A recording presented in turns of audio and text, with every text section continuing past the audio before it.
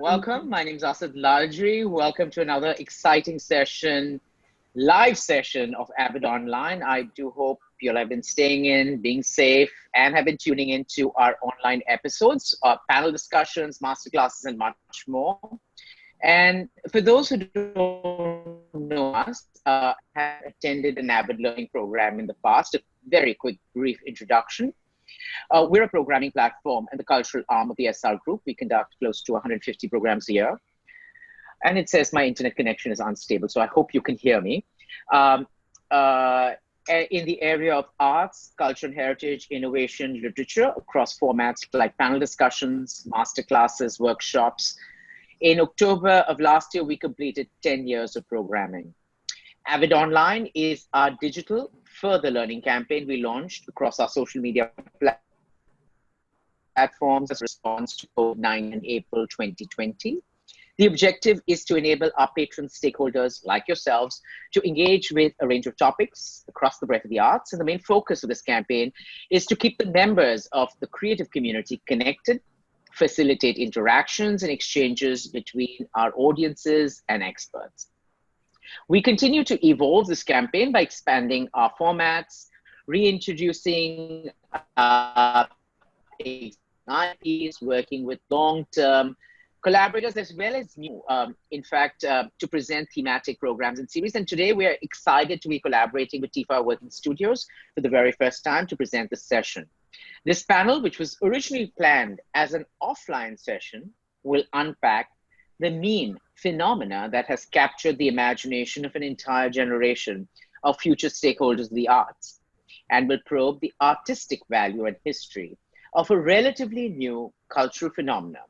So without further ado, welcome to meme art and art engagement in the post-internet world. Allow me to introduce our panel of experts: independent arts manager, exhibition consultant and creator of Art World Memes, Abhinit; content creator, Deep Fried Neurons, curator of Meme Regime at TIFA Working Studios, Anuj Nakade; social media influencer, South Mumbai Memes, Nivedita Bansal.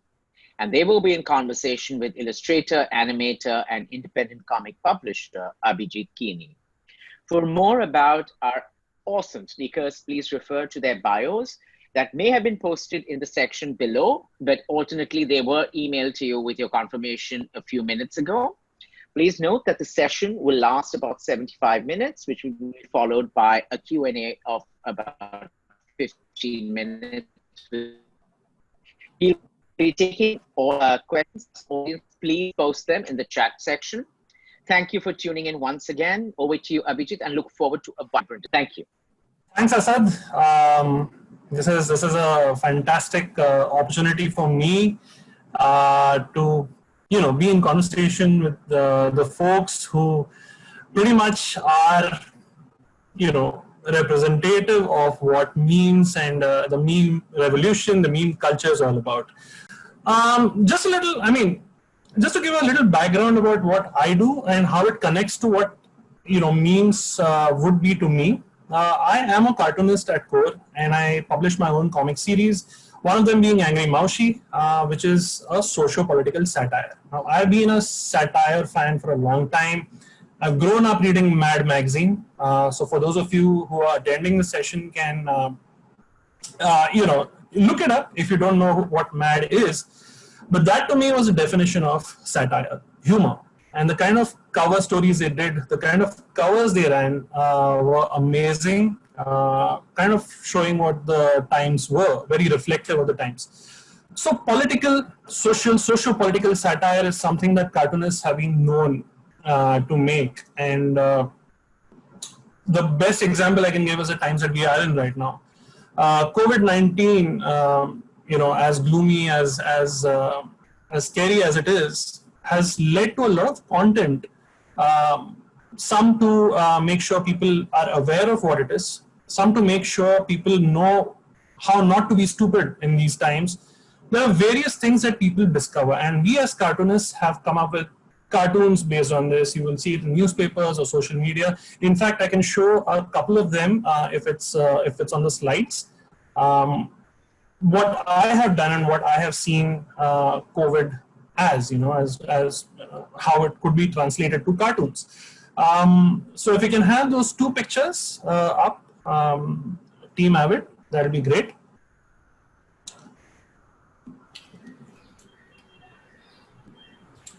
So one of them was during the first Janta curfew. Like, this was a new concept to everyone. I mean, no one knew what to expect out of these curfews, and then I just wanted to connect it with what people in pop culture domain connected with. Like, whoever has seen Avengers would know that Thanos' snap just kind of eradicated half the population. Just connecting it, hashtag Janta Curfew, why not? I got a lot of people liking it, and I said, you know what, I'll just try and make some more of these just to make sure that there's some sort of a light, not humor, but a light take on what's happening outside. Is there the other one as well? Something like this: keep calm and let it pass, or before and after. Before COVID was sitting at home all day playing games, go out and play. And after COVID, I mean, during COVID, it was sit at home and play games, no outdoors for you. Kind of like showing what the times are, kind of like showing what how attitudes have changed. Now, that's fine, Aisha. We can come back to the grid view. This brings me to what I have seen largely as a, I don't know if to call it a revolution or a whole phenomenon, which we call memes, and that's what we are here to talk about. They can be funny, they can be hilarious, cruel, satirical, but you can't ignore them. There's so many of them, there's so many effective ones, you just can't ignore them. We largely see them as cultural products, what we stand for, what the times are today, offshoots of what reality is, how they mirror things. It all started about 100 years ago in 1919. I've got some fact checks that were presented. Marcel Duchamp created a cheeky rendition of the Mona Lisa by adding a mustache and a goatee on a small postcard back in 1990. And that is what is considered to be the birth of conceptual art. And I must say the Mona Lisa has been used as a subject of satire and humor quite often. I've had a spin at the Mona Lisa in one of the Comic Cons as well. This is still, a more recent phenomenon from what that was. And the question we want to kind of tackle with today is, how did it all come about? How effective is it? Is it fine art the way we see fine art, or is it an offshoot? These are some of the questions. How does the whole going viral come in? The whole phenomenon of going viral, content going viral, people liking, people sharing. So here's where I think we'll start the conversations dealing with, first of all, history and growing visibility of memes. And I think I'll start off with Abhinit here. Let's see how memes came into existence, in your perspective, and how they became a significant part of pop culture. So Abhinit, if you want to start off the conversation on this, and then we can probably get the others to join in. Thanks, Abhijit. I mean, the history of memes would be actually, Anuj wants to probably elaborate to what I'll probably say, because he's the more historical side of things that he could provide. But for me particular, I feel the way memes evolved was essentially when we started getting forwards as SMS, and I think MMS, we reached the MMS stage. Yep. Where you could see some sort of graphic element within your mobile phone. But even before that, we had something like clip art that we used to, which was a form of meme, because a lot of us used to access that and sort of feel they were funny. There was a funny element to it, and it could easily deconstruct any sort of a complex issue that was probably happening during that time. But Sure. Obviously, as we know, as like technology is growing, we have had now access to multiple different platforms. What we see as memes are essentially a text image or like an image put together and deconstructed in various formats. And there is no set theme anymore, because now we see meme makers are continuously challenging even the format that you see online. But essentially what we saw in memes were a message that was repeated over and over again by using the same image. So essentially that's like the historical angle of it. I wouldn't go much into it, because I'm not like digging into the historicizing of memes, but what has Sure. happened is that because of the advent of technology and the way things have been able to democratize the way we communicate, how we can easily access these information easily on our feed, has made the meme so sort of viral and important, because it's accessible, because it's you don't have to pay for it. You have Yep. access to it on your phone, you have access on your TV, you have it's probably like being fed through your social media feeds throughout the day, especially now when there's so much infodemic happening in the world. Sure. Memes are actually really breaking down information for you in real time, and there are people who are like sort of then entering the 4chan networks. There's Reddit, there's subredditing, there's subs being created, and there's like a heavy discussion made in private Facebook groups. So how you are driving a communication in 21st century is actually mostly defined by memes now, I would say. And I think that's in itself is creating history rather than looking back 100 years ago. We're actually creating a lot of historic moments while we are making it and sort of uploading things on a daily basis. But I would let actually Anuj to probably extend the historic angle of that. Anuj, you want to continue on the historical part of it? Because, I mean, another point here, and what Abhinit just mentioned, is that it's highly accessible. I mean, both as a creator and as a consumer as well. So, historically, if you see, how have you seen the transition of what content was back then to what memes are today? I mean, I'd like to start at the etymology of everything and then come to where Sure. we are. Sure. So basically, memes was an ancient Greek thing when thinking was cool was discovered by Socrates, Plato, and all these people.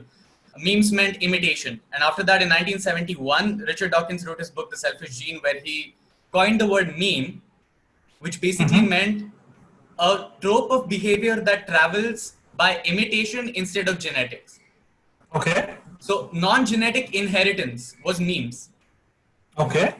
And after that, I think earlier than that, then we recognize the first meme that complies with that and like coincides with the modern meme is Kilroy was here. My friend Paul, who's Okay. in the chat, told me about it. Kilroy was here was a drawing that the World War II soldiers would draw wherever they were stationed, and then they were Okay. found in different places. And that sort of is the first recognized meme, if you don't count Marcel Duchamp's work or Dadaistic poems in 1920s. And after Okay. that, we come to the modern day. In 1991, internet gets discovered, our communication completely changes. And after that, AOL comes around, which is the first place where you can have conversations with each other. At first, people were just very official and it was a place of business. It was very serious. And after that, private chats started popping up in these business chats, sometimes college dorms, and they would share private jokes amongst each other. And by 2004, Reddit 4chan come along with Orkut, if anybody's old enough to remember that. Sure. Yeah. And that's where that's where sort of memes in the way that we recognize now start becoming. But at the time, they're not called memes; they're called macro images. This is the peanut butter jelly time. What's that? Benny Lava, and Oh yeah. all of And these the start baby face was actually one of the most exactly. striking ones that was there during our time. So all of that comes around in 2004 to 2010. And by 2010, 4chan has started to recognize what memes are, and they become a major powerhouse of meme contribution. YouTube becomes another consequential platform because YouTube is sort of this place where videos can be published by everybody. It's like the new printing press, but for audio visual. Yep. It changed the way content was seen Exactly. completely. And after that, 2010, we recognized the memes and like the innocent memes of, rage comics and Yep. demotivation posts out of become very popular. Yep. And after that, we moved to the Dankian era where like 2015, 14 comes around. I think the beginning of it has to be the MLG Pro meme, where just gaming Okay. compilations were over edited to make fun of actual gaming compilations. Yeah. And after that, it bled into Donald Trump's presidential campaign and Pepe the Frog being appropriated by different political wings. And then towards 2020, it becomes even more abstract. The traditional meme sort of starts to break down. and the form of meme gets further inspected. And of course, we just encroached the visual side of memes so far. There stays like all the five senses are still remaining. I feel like there will be A senses that lot are more. exactly. A lot more coming up. In fact, Nivedita, I mean, considering the kind of memes that are so popular, you've got a huge fan following as well. And with the kind of examples that we took right now, the kind of content that we have seen developing into memes, were there any specific ones that influenced you? How did you start off with meme content? Can you tell us a little bit about how it all began and what influenced you? Um, so I would say my experiences with memes began when I went against my parents' wishes, and at the age of 11 I joined Facebook because everybody was on it. And it was like most people used to just post really stupid things like Rajnikant versus CID jokes, and those PJs turned into like me getting more and more involved in these humor circuits online, Okay. like more specifically on Facebook. And Okay. I would say like I just started like mass following like I don't know thousands of pages. Okay. There's, I don't know, like there were those pages with those random names like about those emo titles and all sorts of things. Okay. I had like so much content coming to me, and Mm-hmm. then eventually I started kind of surrounding myself more with these funny images, and there was also a friend of mine from school. Like Okay. he was actually an online friend. I had never spoken to him in my life, like in Mm-hmm. school. He was a year older, and he was really into memes, and he used to share memes, and Okay. they were like rage comics. And then there were these fandom memes like Harry Potter memes, and Yeah. they were quite harmless memes, I would say. They were not very like 4chan or Reddit kind of memes, which were kind of created by really, I would say, people who are trying to be edgy. So, Okay. uh, yeah, and I have had an on and off interaction with memes since then, because I think I spent 2 years in a boarding school in the middle, and I wasn't online that much in that period. And when I got online again, the um, thing about in 2015, like the landscape of memes had just changed completely. And Right. uh, I eventually started getting so many like of those edgy memes started getting really popular. Teenagers were really into those. And at Sure. that time I was young, so I could appreciate them, but I didn't really share them because I don't know, it seemed a bit weird to me. But I'm not gonna lie, I have had a slightly edgy phase. I wouldn't go like I wouldn't say I was like really like um really offensive, but yeah, Okay. I would say edgy. And Okay. from from that period of my life until about I was 17 or 18, I have like evolved, and I have kind of gone back to my roots, with meme engagement and stuff. And I avoid these inflammatory or edgy memes, which are just created to get a reaction out of people, desensitize society about certain things. And I know that memes can be funny and not offensive at the same time. Being politically correct and not offensive are not the same thing. So anyway, to answer your question about what memes kind of really influenced me, yeah, it would be those rage comics and those fandom memes, and then eventually like deep fried memes, which came around about 2016 and 17, and yeah, and just today's memes, I would say. Cool. That's an interesting list of things. In fact, Anuj and Abhinit, if you have something to share about the kind of memes and content you all were influenced by, the kind of things that you all followed very actively. Would you want to say some things here? And in fact, I got a feedback here saying that I should stop saying okay in the middle. Gets distracting. All right then, point taken. No okays from now, but yeah.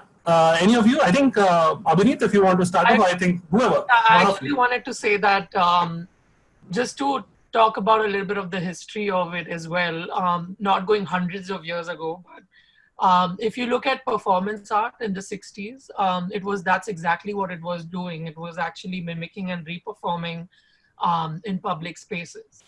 So essentially, it was unpredictable for the audiences, and they were just able to perform it over and over again, and they were sort of disrupting all these modernist people's work. So they thought that it's conceptual, it's new, and that's how people started thinking. So at that time, they could say this was their meme during that time. So what we are doing is also we are performing not in public space anymore, but we're performing on the internet. And for me to look at people's work, like now what you were just asking me is like, how did you get interested in it? It's actually these daily conversations and actually coming across a certain kind of people that I was exposed to while being in an arts industry. So for me, I was a very observant person. I was funny, but I wasn't really um, I would say that funny, or like, that I could understand things in a much more nuanced manner. So for me, I started sort of almost performing without realizing I was performing. And then um, one day I was just basically looking at an Instagram account that was posting like these Bollywood celebrities with hideous costumes from the 80s and 90s. And especially now you feel like, hundreds of years ago and 20 years ago, now literally the time is different. Like you live in a different kind of space and time where even just like 10 years ago feels a bit like, why was I wearing this kind of clothes, or why was I looking like that? So for me, even though I've kind of lived partially in the 80s and 90s, like it was still looking Sure. funny to me. And so for me, that became like a trigger point where I'm like, why don't I start, like, I sent one image to my friend 4 in the morning, and I put like a text underneath it, and it says essentially, and at that time we were exposed to a lot of, I guess, good amount of meme pages and culture in 2017, where I sent like an image of two actresses, one holding a newspaper, crumbling it almost like very dramatic, with, I think it was Zinat Aman, or was it Zinat Aman, or was it someone else? Basically, it was like a still image from a movie. And I sent it to my friend and I said, I wrote under that image. So I didn't make a meme at that time. I basically sent that image and sent like in a funny text way. I just texted her saying that it's like one of those things where, art galleries are like pissed off when they don't get a news coverage in the, when a competitor gallerist doesn't get the same coverage as the other gallerist. And so, this friend of mine started laughing, and I'm like, you know what? I think I should like make some more and I'll send you and see if it's like funny or not, because I'm kind of confused, because I might go, I might like ruffle the wrong, it might rub the wrong people and the wrong way. And, and you're especially in the art where the industry is small and, you can't be really offensive. And, it's easier to figure out who you're talking about. So it really And in these times, people get offended really yeah. fast too. So you need to be extra careful. And I think it's such a small industry. I mean, if you don't get offended, then I think we wouldn't be in this kind of a situation where we could easily critique the system. So I think what at that time also I was, I think, following some cartoons that are not memes, but they are actually memes, because what he was doing, he was rubbing the text below the cartoons that were appearing in New York, in the New Yorker. So he would Charles Cults was the guy on Instagram. He's a painter, but he also essentially uses art tunes, and then he replaces the body text to the current situation in the arts industry. So it becomes really funny because He's really critiquing the system. He's talking about all sorts of problems that exist within the art world. So Right. I think he influenced me a lot personally, because it was like these drawings, but then the text would completely be different. So he was essentially just using available content and just replacing it and putting it on his own Instagram. And so he became more famous for commenting on the arts in general in New York, which is also as competitive as anywhere in the world. So, and being a painter himself, he started doing that. And then I think I came across in like another few months or 6 months, I came across Brad Tromel's work, who has been writing so beautifully. And then I think he also, I think, realized at some point that writing is not going to like make people listen to his work. He That's started right. drawing, and he made really shitty drawings, and then that became like episodes of drawing. And then he made like a whole private page where people would support his practice by literally looking at the art world's problem, like systemic problem, is deconstructed through his writing and his drawings. Sure. And they were just bunch of like, they were literally looking like memes, and that's what he wanted, like for people to gauge into those kind of images. So for me, Brad Trommel really hit me like to a point where like I was understanding where he came from, and that was one of the inspirations I like kind of took on. But for me, it was important to like recontextualize that kind of practice in India, like how do we make it relevant? Because not everyone understands that same language. Like not everyone looks at cartoons or reads um, comics like on a daily basis. Like our practice is That's right. much more different. Our visual culture is different. So I That's right. immediately took pop culture references, and I think Bollywood was just the best target because I hated it. It's toxic. It's everything that everyone hates it but still likes it. Like, you love it or you loathe it, but you're part of it. So for me, it was like it became a performance of its own, because I started looking at these images and I was almost like performing them online, and I kept uploading them, and then people started laughing a lot, and I got a good feedback. And I think that caused a lot of conversations in my inbox. And that was like, I would say my, I think my claim to fame on the internet, when I started speaking to artists in Pakistan, because South Asia doesn't just it's not limiting, like our culture is so similar that they understand what I'm talking about through my memes. So, and then obviously it was in the newspapers, and then obviously it was bound to become somewhat viral, and people started sharing it privately and not openly. And then I also realized people were not liking it, because then it's like almost like you're linking yourself to current meme ideology, or like, That's right. so that's, I think, a larger, discussion we can probably take, but maybe Sure. Sure. Yeah. Anuj, yeah. You had a couple of things to say. You raised your hand as well. You can share your thoughts about this. I just want to clear up a quick tangent that came up to me because Nivedita mentioned deep fried memes. So deep fried memes is sort of like one of the most interesting things on the internet for me. And I did a complete video on my channel for that, deep fried neurons, check it out. Anyway, so deep fried memes is a direct parallel of what happens to a meme, like what happened to the art world in the Dadaistic movement. So Marcel Duchamp put the urinal in an exhibition to piss off the art world. And Reddit came up with E, or like the meme that's like deep fried memes, because they wanted to create an anti-meme that's not funny at all. They just assigned value to it. And then they told Instagram to like use that value against themselves. So it was a joke against an inside community to an outside community. And I always thought that was an interesting parallel.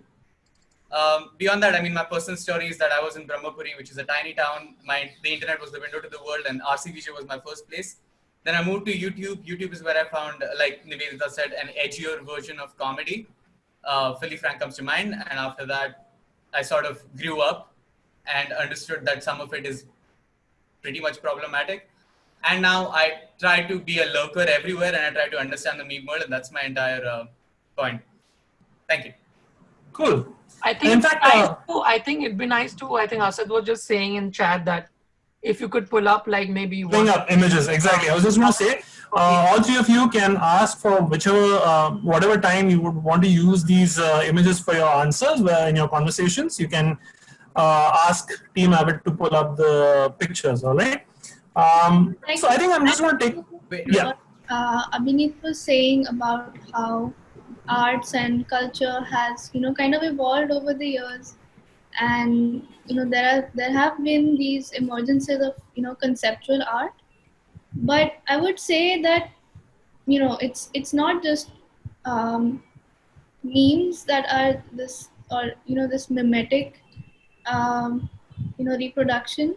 I would say it's not really limited to this, to the art domain, because you know uh, the mimetic reproduction, or like in the form of memes, is like every single idea builds upon a previous idea. So I would say it's a much more deeper and epistemological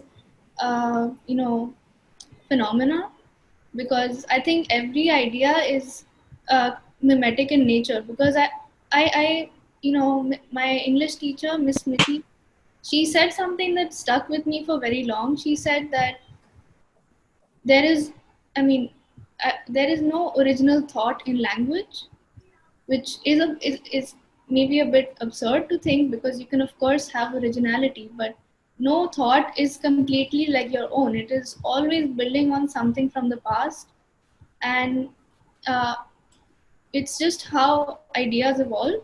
Of course, it's interesting to see it in the context of art and humor, like humor using images online. But it's we should recognize that this is just how ideas evolve in every kind of domain of knowledge. That's a good point. In fact, recently at Comic Con, David Lloyd, who's the artist of V for Vendetta, was down. In fact, he was there at Pune Comic Con as well. Anuj, I remember we meeting there. David Lloyd made a point in one of his talks on stage, saying that there is no original art style anymore. Uh, Pretty much taking off from this concept itself. Everything we do, everything we create is probably based on something that we've been exposed to. But how you take it forward, and exactly that the point that has come up right now, is how you take it forward is where it what it comes down to. In fact, that I kind of can segue into my next question. Anuj, did you have a point to make? I think you raised your hand. Yeah, just a tiny suggestion for the idea that you came up with, that like nothing is original. There is a documentary series about 8 parts on YouTube called Everything is a Remix by David Ferguson. I think you will find that very interesting, especially on the originality idea.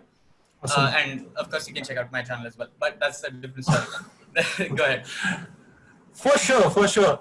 No, so I'm gonna stick with Nivedita on this.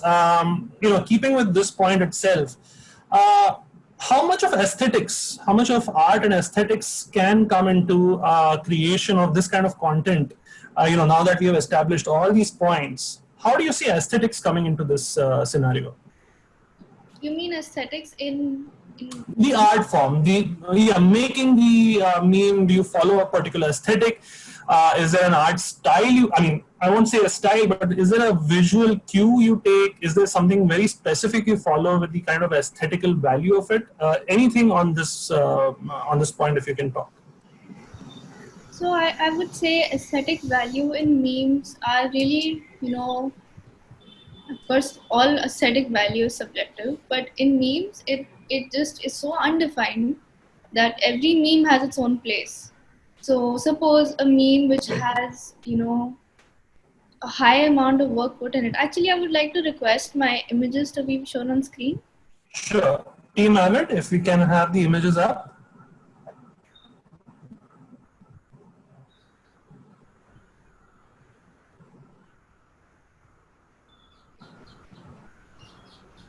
Right. Sorry, next slide. Right. So, for example, this meme that I've made, it was a very high effort meme. I was learning, how to use a illustration software. It's called Adobe Draw. It's just really simple. You can use it on your smartphone, and uh, I would say this took me about an hour to make, and that it also helped me. Uh, Yeah, so this was like a high effort meme, and you can see that there is like almost a deliberate, you know, like even though it took a lot of effort, you can clearly see that, but there is like a deliberate intention of making it low quality. You can see that Yeah, from the way I've written, like, you know, the font and right. the the the purposely badly drawn images, and uh, yeah, so this is like one tier of meme, I would say, which is a high effort. It is visually appealing. And next slide, please. And then there are memes of this side. So this was not intended as a meme, of course, but this image is so, like, I don't know, maybe the person did not, the guy, Asif Raza Rana, he didn't really intend on making this image so visually unappealing, but I think this kind of, you know, um, visual, like, I think this is in the category of it's so bad it's good. That kind of category where a lot of Bollywood films also fall into. And I think things that are so bad always attract attention more. Would you agree? yeah, a classic example of this is, you know, a movie I watched many years ago. It has really made a huge comeback on the internet. It has gained a lot of cultural significance because it is just so, like, ahead of its time. It was like shit posting in the form of film, and this movie is none other than Akshay Kumar's masterpiece, Welcome. There is no frame in that movie that cannot be used out of context. It's so maybe deliberately bad, or, you know, maybe they thought that it was the pinnacle of comedy at that time. But both these, you know, both these aspects of the movie, that maybe it was like really funny for the time it was released, but also it's ironically bad now, but still funny. Uh, it's yeah. It I think like, you know, um, what I mean to say is, memes with high effort and high aesthetic pleasure have their own place, and memes that are bad or just intentionally bad also have their own place, and both of them are equally important. All right.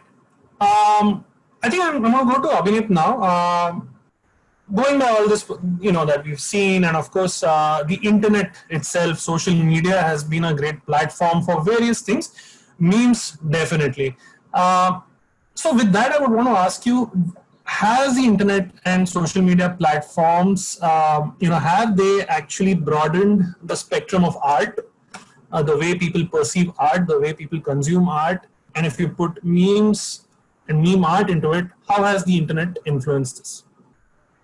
I wouldn't say. I think I've had a problem with this whole idea of somehow calling meme art together. Um, it's it's in its way. It's like we are practicing some sort of work that we're putting out, but I think we're not getting paid for it, right? Like I'm not getting paid That's to right. be here, or we're making millions out of selling meme art. Like, so I think once we've made an X amount of money, I could probably say that, okay, now I have 2 million followers because the whole of the art world is following me. I hold a certain value.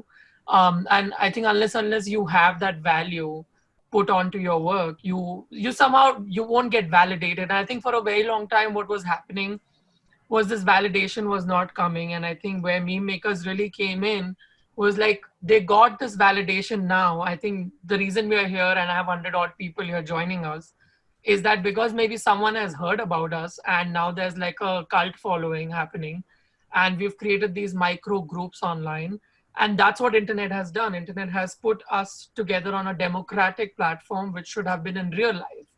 So now that we are online, I would hope this could be translated in a similar manner offline, where people get paid for even like the stuff that we're making. Like, yeah, sure. Then I could say, yeah, I'm making meme art. I can proudly go around telling that today I'm going to be talking about meme art and how to make it and how to become rich and famous and maybe buy like a house like Jeffrey Epstein, or, you know, have wild parties. And but nothing like that is happening. So what I think is more important, especially what we need to do is, I think that what I was reading also at some point, I think we were discussing with Anuj, was like there are like meme makers who are going to unionize, because they want to start protecting their content. Like it's almost like it's now exclusively produced for a certain kind of people who are ready to pay for it, and they're happy to protect our rights. They're happy to protect our originality. So I think there's a debate, ongoing debate, whether like memes can become like copyright protected. Could it like be now tagged to the original creator, so the creator gets more famous or has like a larger online presence? And I think what we're seeing is, I think comedians who are stand-up comedians, they often get inspiration from a lot of these memes that are hanging around. So to track them, it becomes almost like a difficult task. But I don't know if that's the question. But the question really is, um, yeah, I don't. I'm yet to kind of. I'm not too sure if I want to call this as a meme art practice. Yeah, I make memes, but I do other things. Like I'm also an arts producer. Like that's my thing. I exhibition design. I have worked on various projects in the art world. But it's funny because I only got validation when I started critiquing the art world through memes. So for me, I sometimes feel like this validation only came much later in the career that I opted for, and that's not necessary for me to kind of. Sometimes I just feel like maybe how long can I do this too, right? Like it's kind of difficult to continue with this kind of tag. And for a very long time, I wanted to make sure that I didn't create a separate page for my meme. I sort of took the responsibility of that it's coming from me. It's not some troller who was putting out there because he's like angry, or he's you know, he's a loser, or you know, someone who's vulnerable. So I kind of took those decisions very early on to not make a separate page. But I think my other sort of participants here, they've had like this sort of separate private pages where people might not necessarily know that they are the original content creators of that.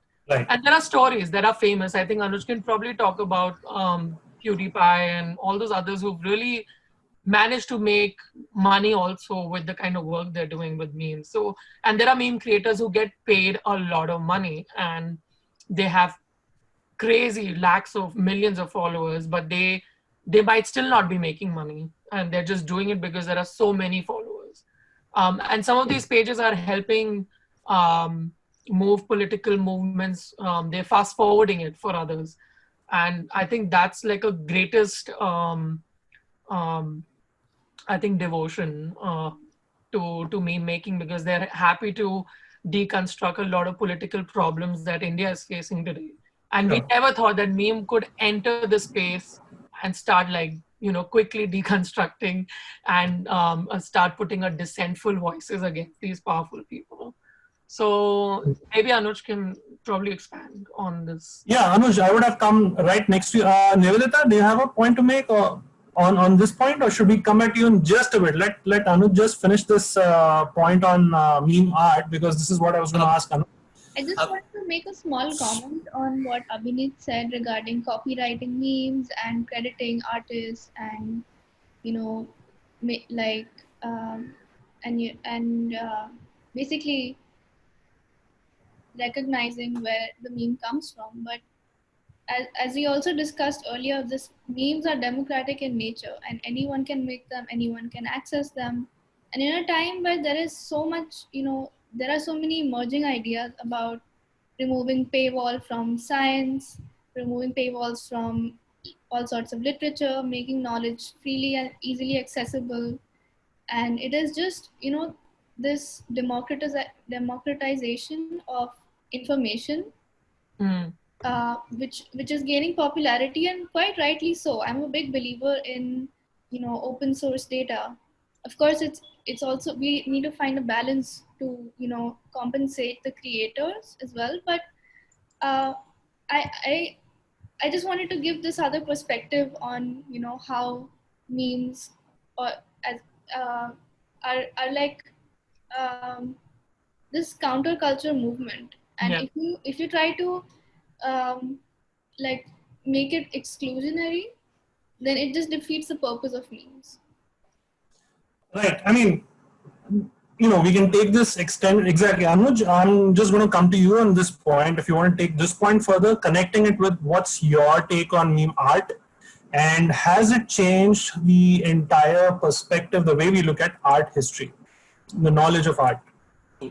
So we will talk about it in phases. I want to go from whatever's been discussed so far. Yeah. Number one, thank you, Nivedita, for bringing up that image.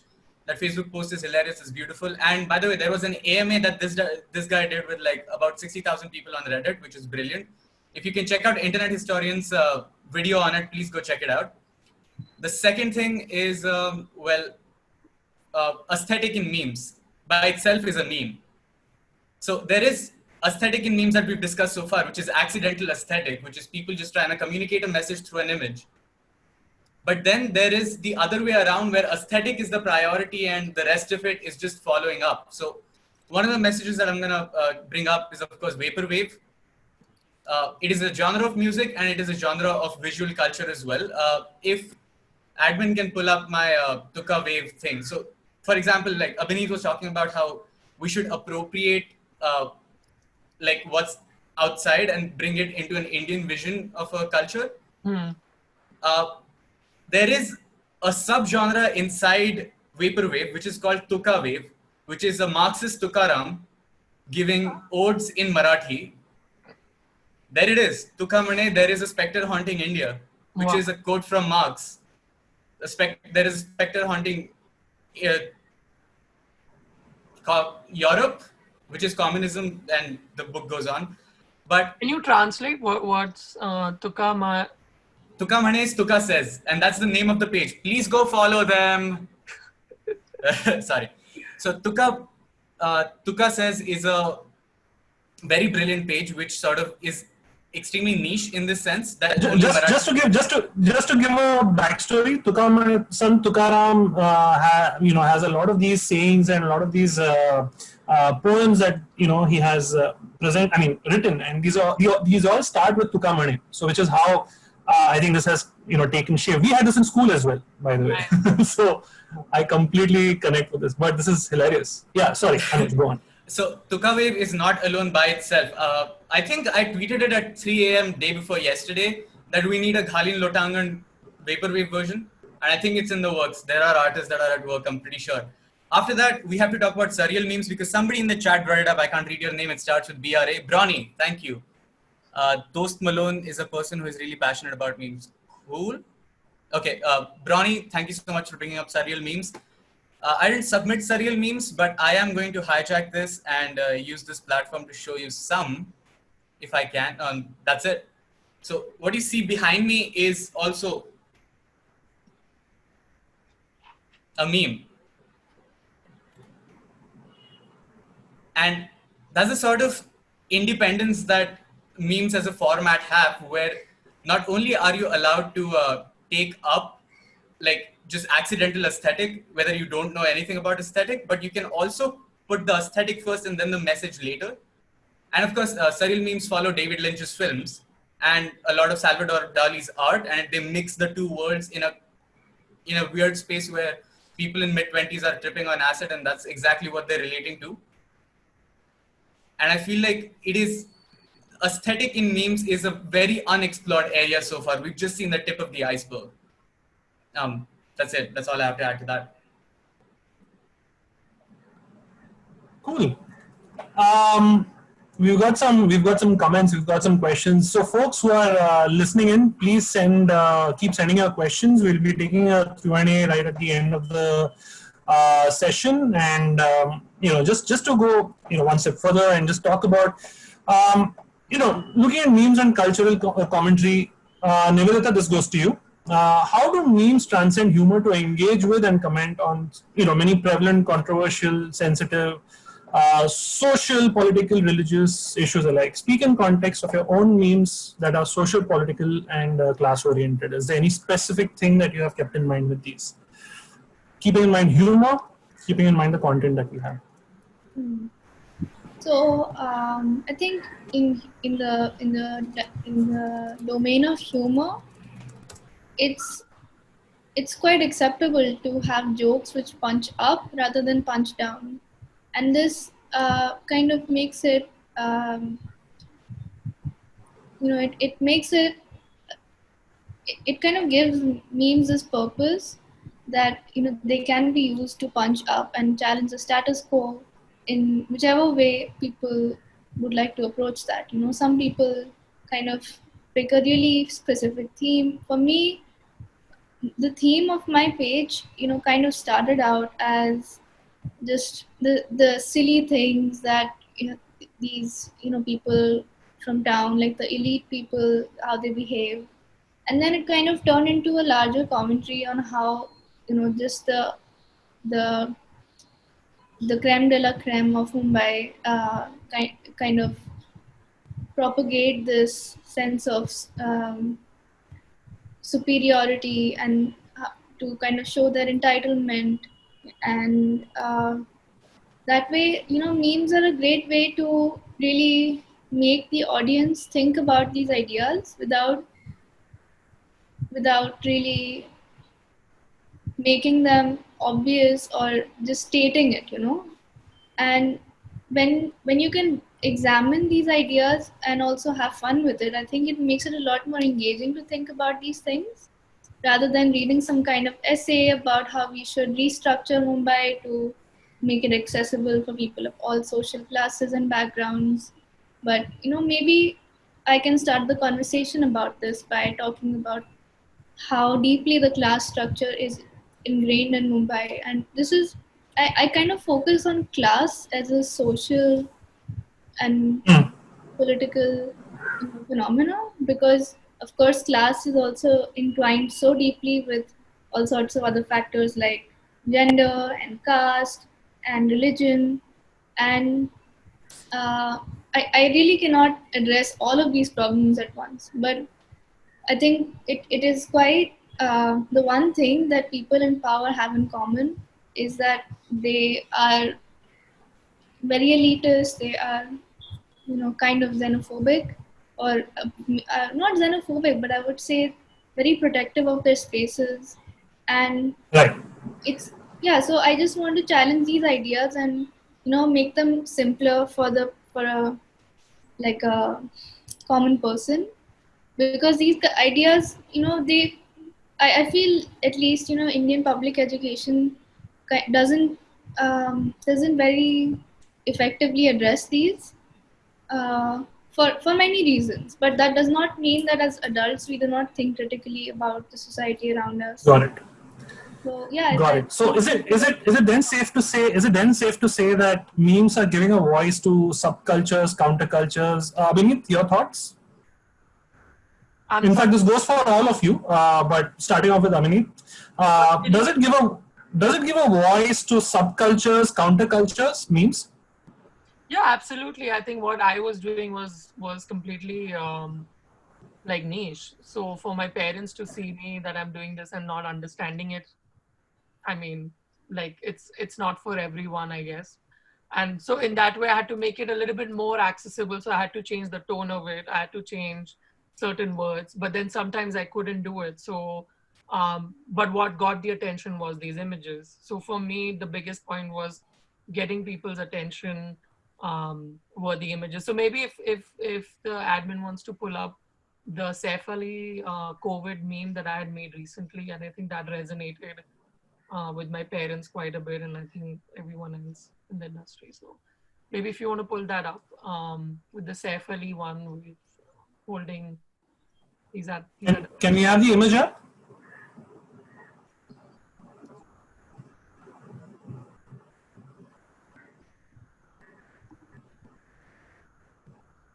yeah, that's the one.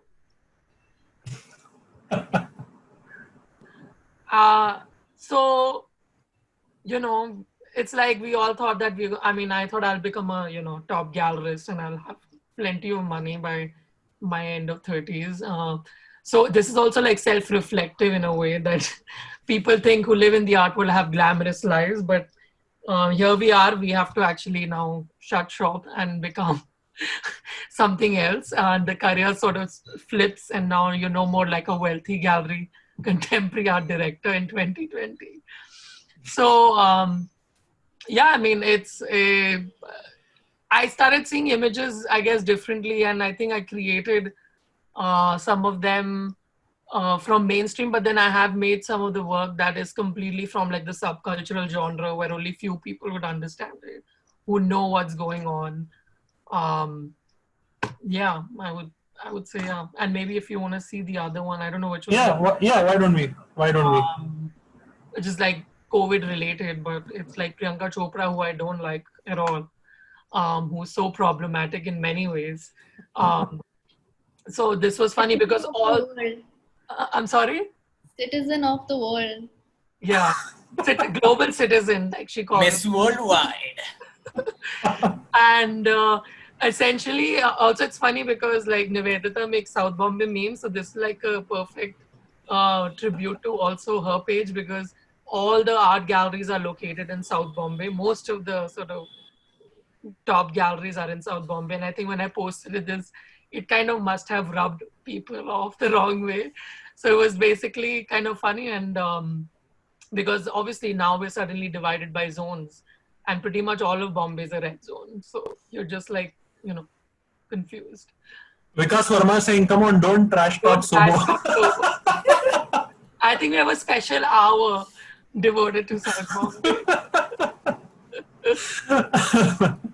Awesome.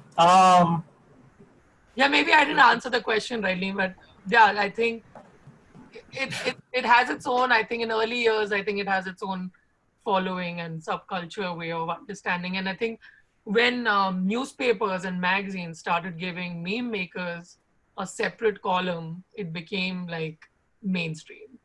And then I think brands were sort of buying meme makers to produce content in a different way altogether. So we're negotiating different spaces right now, I feel.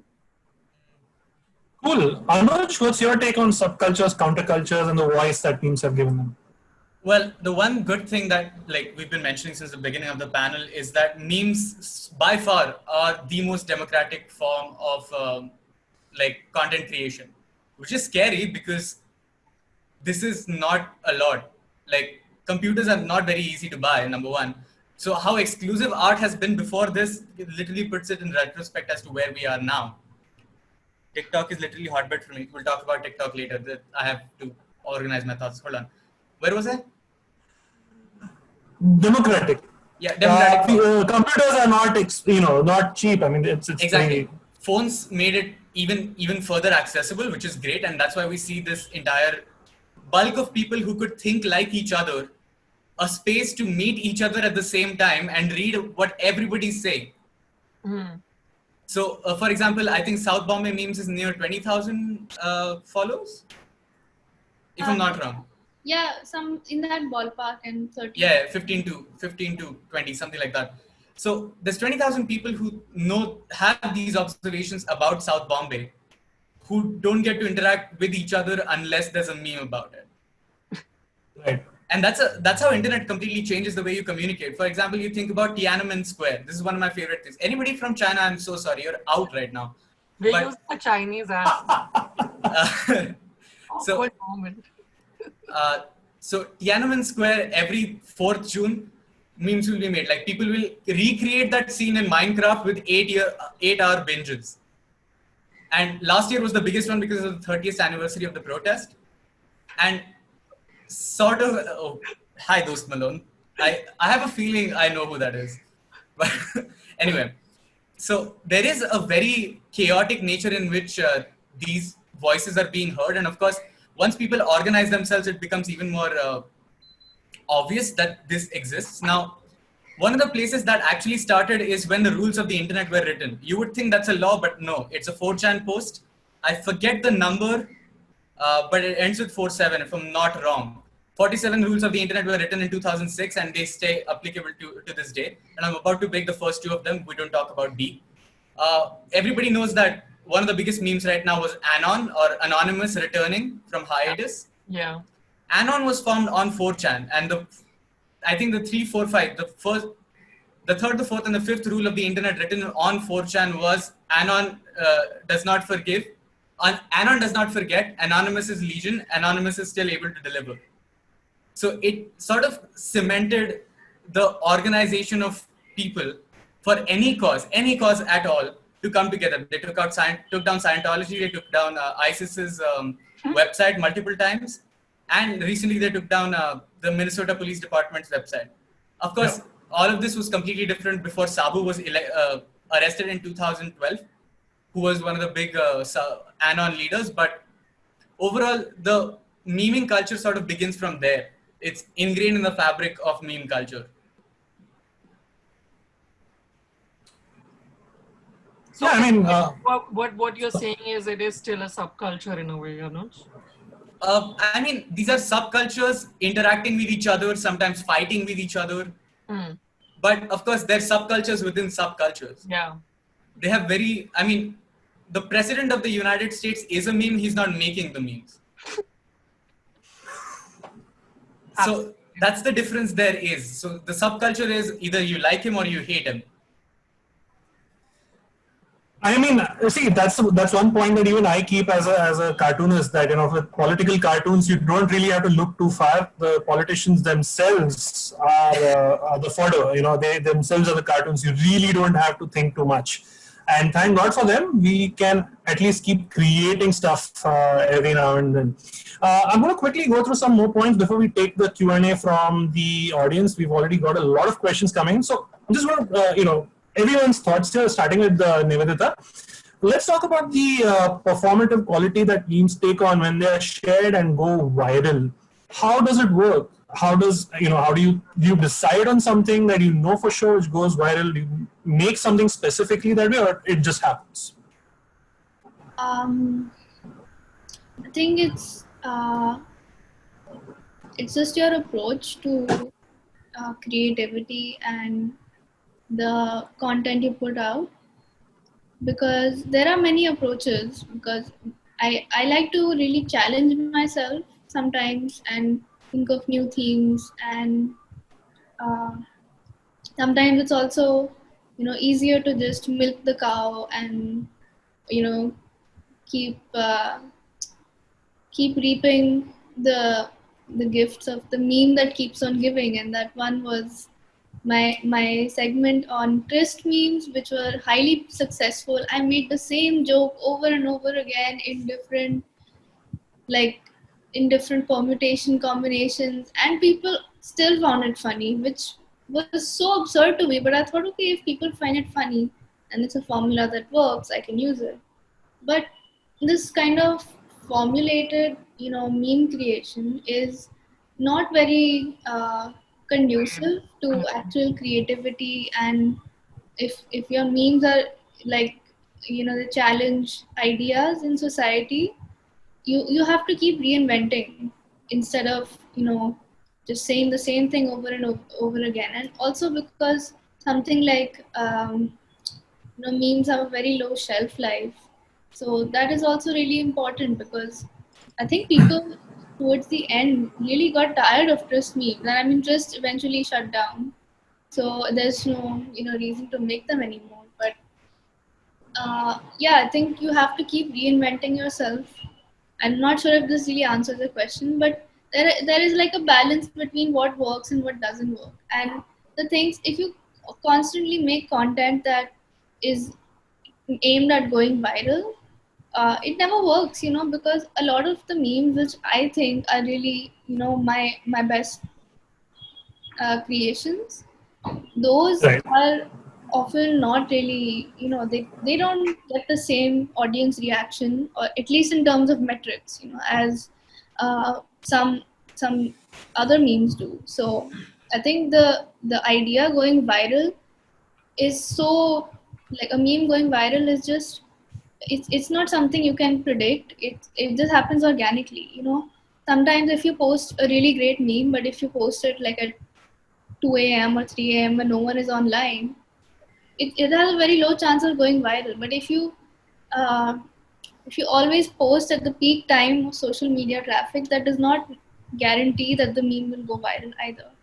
So I think, yeah, just uh, really understanding what makes a meme viral is is quite difficult, in my opinion.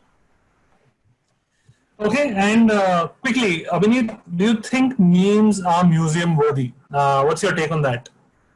Oh yes, I think I wanted to talk about a little bit what also Nivedita was saying. There's no fixed formula for going viral.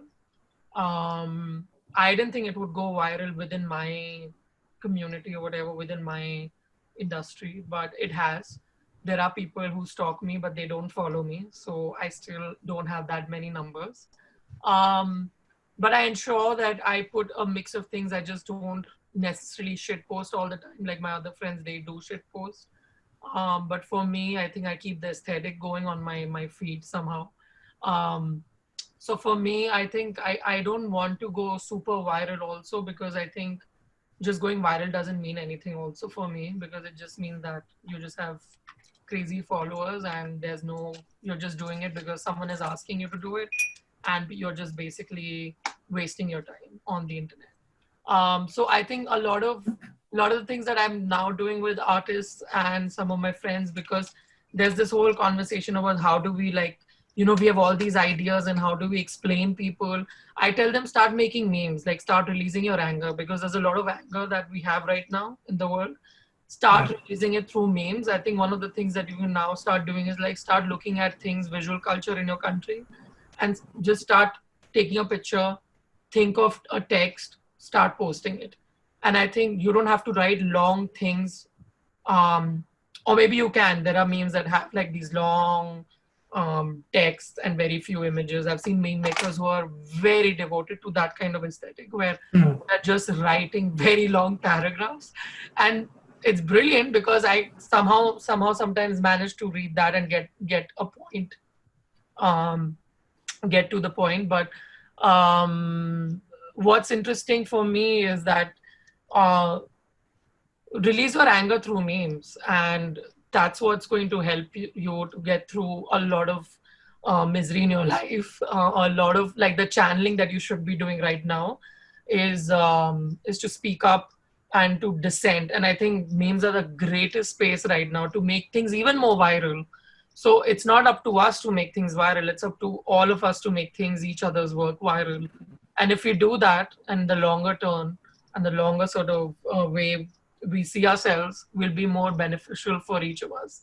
Um, and the other thing that I wanted to cover was what was the second part that you were The asking? museum, the Oh, museum yeah, worthiness. I don't think we need a, again, I mean, it would be nice to be in a museum, but guess what? We are locked down. And I don't know when is the next time people are going to come for an exhibition. But Yeah. that said, we were the first exhibition in India that Anuj curated. And simultaneously, there was an exhibition opening in New York. So I think we can easily say that we were the first ones to put together an exhibition which had a very has an historic information put together, and people put together who were in it doing this for a very long time, for the first time in a physical space at TIFA in Pune. So the thing is, if there's a platform in New York that is interested in like these internet studies and post-internet art, if we form something like that, you institutionalize our work, we can produce probably like a massive publication and a whole residency around it. And I think museums should start looking at some of the work that meme makers are doing. And they're not called meme makers all the time. They're called intersectional, they're between media and new media. They're artists, they're interested in not just memes, but the internet culture. So internet culture is already presented in various museums. There are exhibitions. So to say that, do I see myself in a museum? I think India is bloody late to the game, to the party. We should already be by now at a museum. And I was really happy that this panel talk was supposed to happen at NGMA. And NGMA is, as we all know, is this like old school way of doing things. And there's always like a painting exhibition. So it was kind of funny that Avid said that we're going to be sitting inside a a government-run institution called National Gallery of Modern Art, and we're going to discuss memes. And I was really looking forward to like seeing people and meeting people who might be following our work and we would not know them. So that I think that physical aspect of being at a museum is also important for some of us to because build that relationship. And I think that's what has happened with me and Anuj, because when he curated that exhibition, Meme Regime, which almost traveled big cities and small cities. West India. I think pretty much he covered like top 5 cities, 6 cities. How many cities were there? 4? Yeah, and I think one of the ones was happening again in Bombay, and I think he got the exhibition. He got a part of the exhibition to a restaurant here, social, and we had a panel discussion there as well. Nice. It builds. I think it builds like just like Comic Con or something. It builds like a fan base. Correct. To our work, and it makes us. I met so many interesting people, and I think exhibitions have that beauty of getting us offline, and I think that's very, very important for us to get offline and even discuss similar ideas that we may have. So one of the things that I offer, which I didn't tell you guys on social media, is I give out stickers, and it's really funny because stickers have become like they've been traveling with people, and people always post them in Berlin and New York, and if they're traveling elsewhere, I'll give them a sticker of my meme, and they would stick it at a bathroom or a club. So I think there's some sort of physicality to the work that I was doing, and I realized that I should start making some sort of merch, but it's not a merch that I was selling. I wanted to give it to people who really loved my work. And I made these coffee mugs that I started gifting people. So it was kind of cute, but I don't know. It's also creating trash. Awesome. In some sense. Awesome. We probably have a couple minutes more before we move on to the audience Q&A. We've got a lot of questions coming in for each one of y'all. But just to conclude, I think Nivedita, had a couple of points on deconstructing meme art as well. So if we can quickly run through that topic as well, because meme art is what it is. So if you can just, I just needed to add like 2 sentences about the memes being in museums. Is that the meme regime, when we started in 2018, was with the idea that our project will be the precedent that will eventually lead to memes being in museums. That was my goal, at least when I was curating it. And the second one, when it comes to virality of a meme, basically it just has to find the right cultural zeitgeist to go popular. There's a book that I'm going to refer to the audience. Read it on your own time. It's called Meme Machine by Susan Blackmore. It will give you the complete idea of virality and how it works within memes. And that's it. Thank you. Nivedita, take the floor. Yeah. So, meme art. Meme art, of course. But just to add a little bit on to Anuj's point, I would say every single, meme page or like meme group is a sort of museum, like an online museum in its own right. Where there is a curator, like there is an admin that maybe creates their own content or steals content, and that is it's like an online museum, a democratic, open to all museum. And coming to meme art, I would like to request my images to be put on screen. Aisha, can we have the images? Yeah.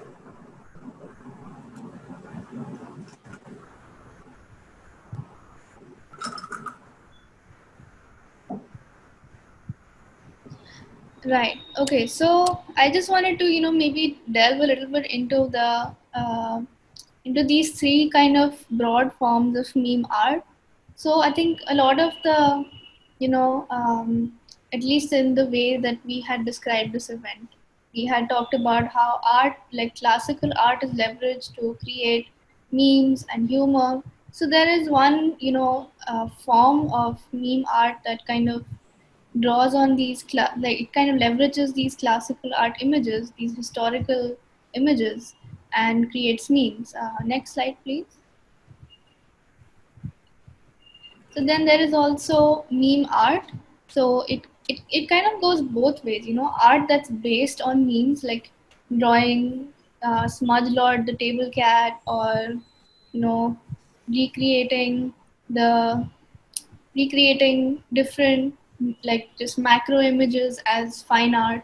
And then there's also fine art that's made with the intention of being a meme, or not fine art, but just art with the intention of being a meme. Next slide, please. And then there are these images that are just really classic images that keep you can never um, these images never grow old, and they have the same cultural impact as classical historical art, and they have a similar place in society because an image that stands the test of time and stays relevant and makes the same cultural and social statement, you know, time and again, that is also historical art. So I think in this way, these classic images have really redefined what we can consider historical and classical art. So of course, the art that has survived the past few centuries and is still considered culturally significant is probably of the same importance of these images. So that was Nice. my take on meme art. Makes sense. Makes sense. Now we'll have to quickly go through a couple of questions that the attendees have asked. There were so many more points, but hey, there's always shortage of time. I'm gonna pick some random ones. I mean, I'm just with no order here.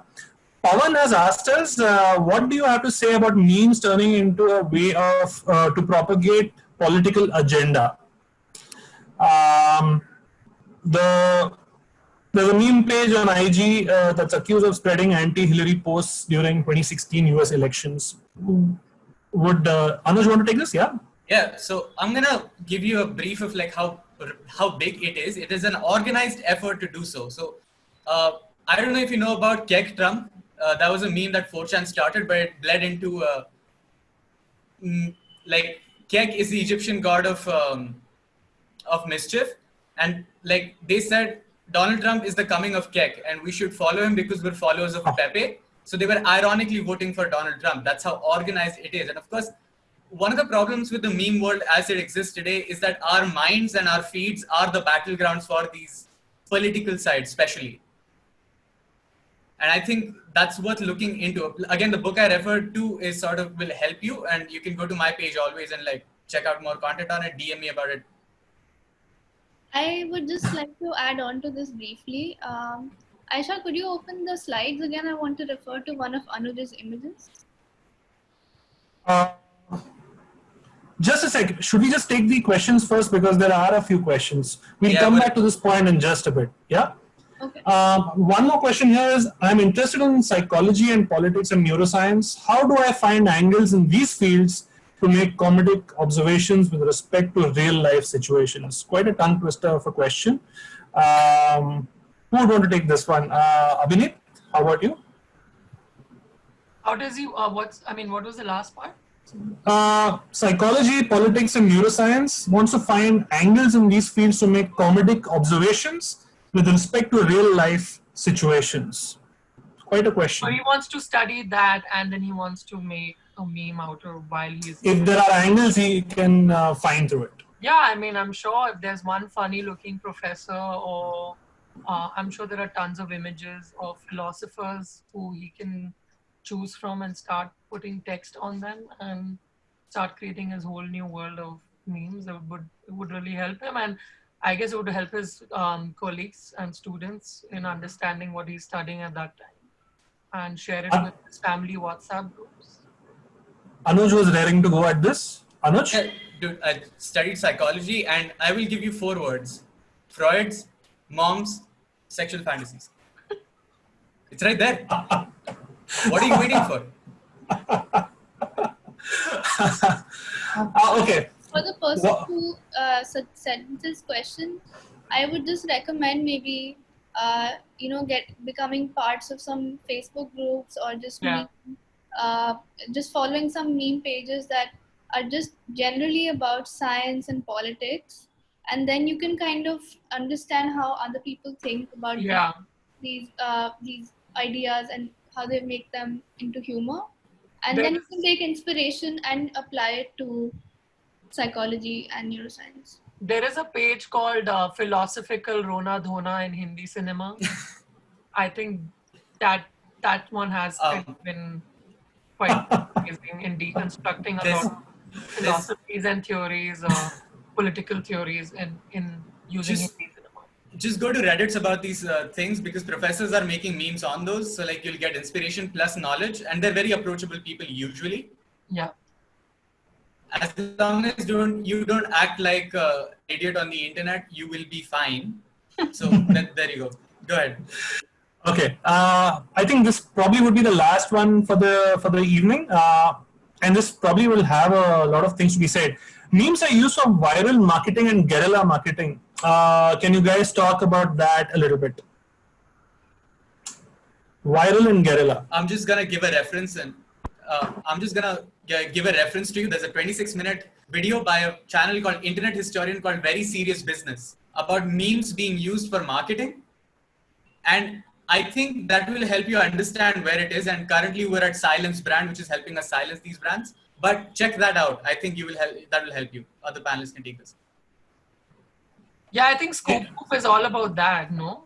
Scoop Boop has literally hired meme makers to just make memes all day. There are other pages that was just immediately when the news breaks, they have like a video team and a meme team that puts together and releases, and I think that gives them likes and that gives them the eyeballs, and that in turn they can somehow place brands within the memes. And I think it's a very big part of marketing now. Not now, but I think just like 3 years ago, people were already hiring these content creators to start speaking the language of meme makers.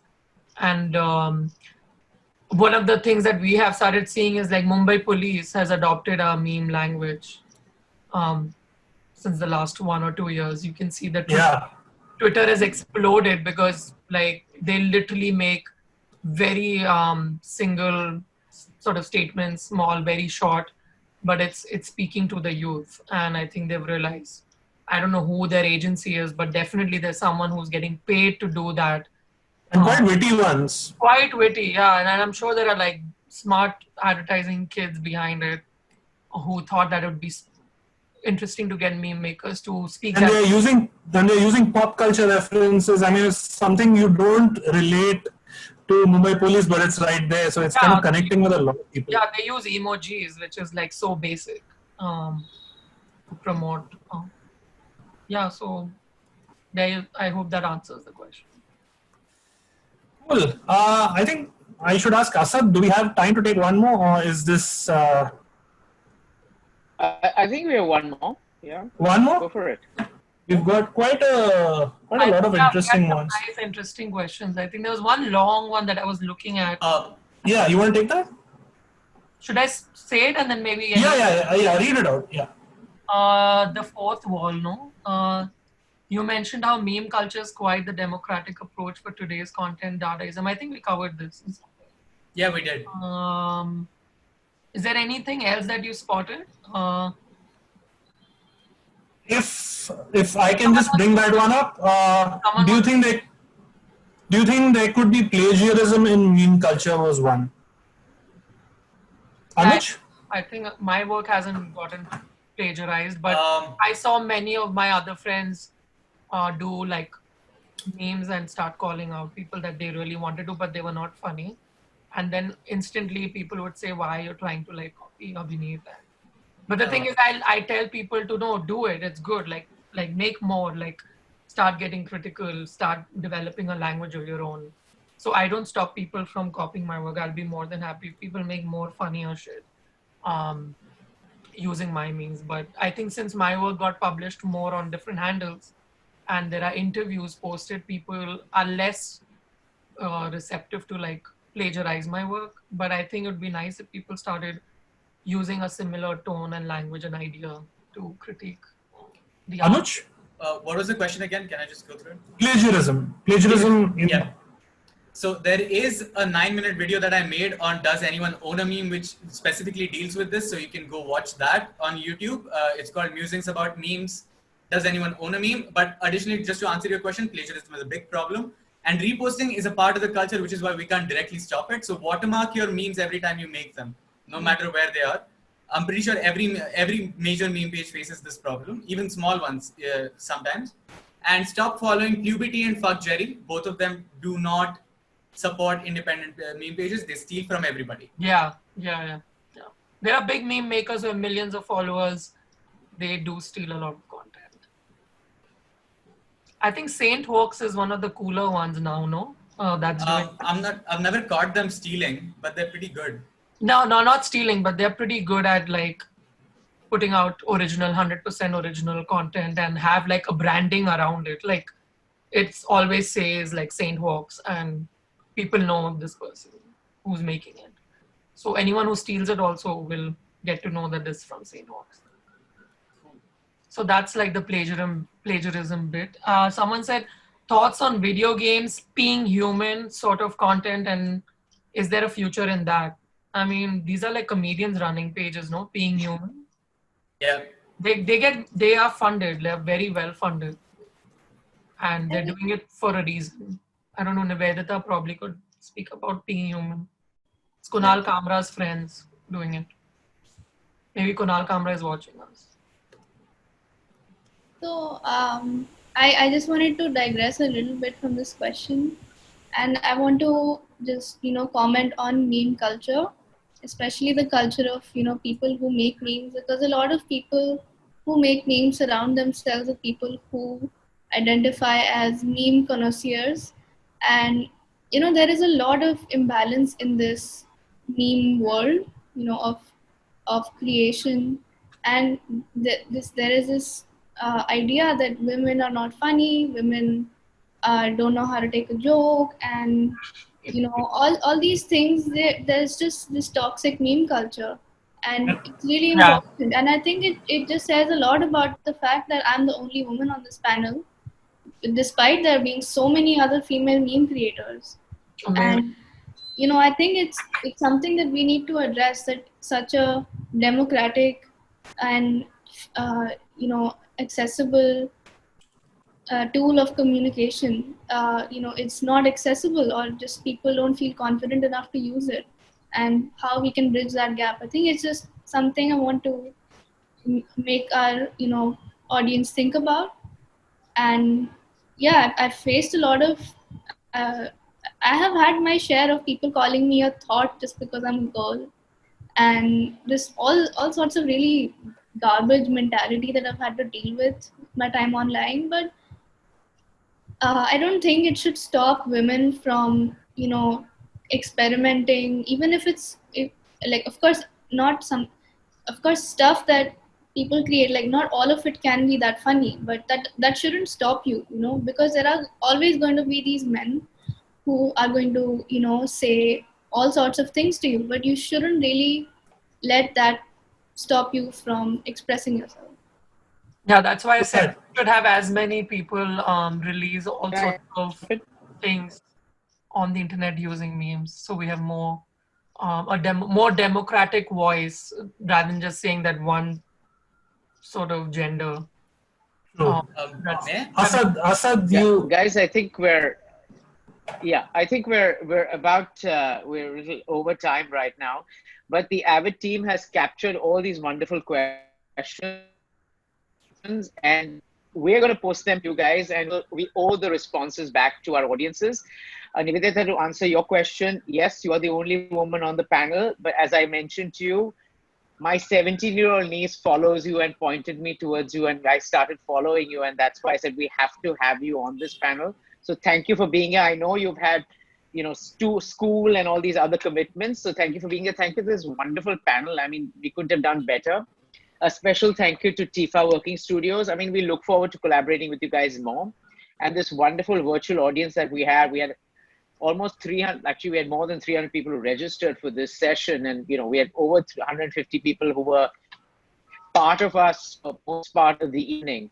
It doesn't make sense to do this unless we have you guys watching us and, asking for more. This is a series we've launched, and there may is to follow. Um, Later on in this week, on Saturday, we have a food and travel writing workshop. We have many more interesting programs. My internet connection is very unstable right now, so I'm worried what I'm going to say and it'll be cut off. But so please follow us at Avid. Avid Learning. Avid Learning is where you got to follow. And thank you, guys. Thank you for being here. And thank you, audience. Good night. Thank you. Thanks. Thanks, guys. See you around. Thank you.